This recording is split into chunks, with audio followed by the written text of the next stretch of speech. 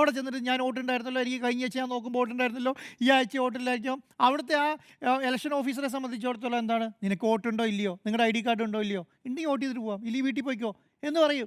അവിടെ കിടന്ന് അടി ഉണ്ടാക്കിയിട്ടൊന്നും ഒരു കാര്യമില്ല എന്നുള്ളതാണ്. അപ്പം ഇത് ഒരു 6000, ഒരു മണ്ഡലത്തിൽ ഒരു 6000 വോട്ട് കുറഞ്ഞാൽ ഒരു ബൂത്തിൽ ചിലപ്പോൾ 5ഓ 6ഓ വോട്ടിൻ്റെ വ്യത്യാസം വരുന്നുള്ളൂന്നേ. അവർ പ്ലാൻ ചെയ്ത് കഴിഞ്ഞാൽ ഒരു ബൂത്തിൽ 10 വോട്ട് വ്യത്യാസം വന്നാൽ എത്രയാണ്, 10, 250, 300 ബൂത്തുകളാണ്.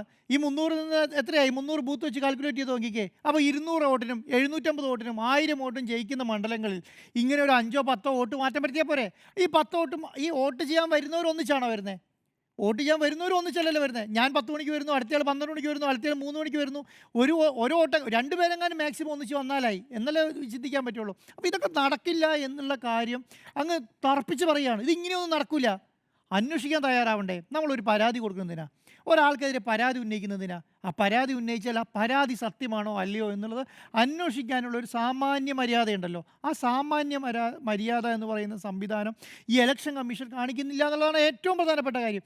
അങ്ങനെ ഒരു സംവിധാനം കാണിച്ചിട്ട് തന്നെ എത്രയോ ഉത്തരവാദിത്തത്തോടുകൂടി ആളാണ് പറയുന്നത്. ഒരു സാധാരണക്കാരനല്ലല്ലോ, ഒരു സാധാരണ പാർട്ടി. ഞാൻ പറയുന്നത് ഒരു രാഷ്ട്രീയ പാർട്ടി ഉന്നയിക്കുന്നതിനേക്കാളും കൂടുതൽ ഉത്തരവാദിത്തത്തോടുകൂടി പ്രതിപക്ഷ നേതാവ് പറയുന്ന സമയത്ത് കേൾക്കണ്ടേ? അതല്ലേ രാഹുൽ ഗാന്ധി കാണിക്കുന്നത്? അത് ചെയ്യുന്നില്ല എന്നുള്ളതാണ്.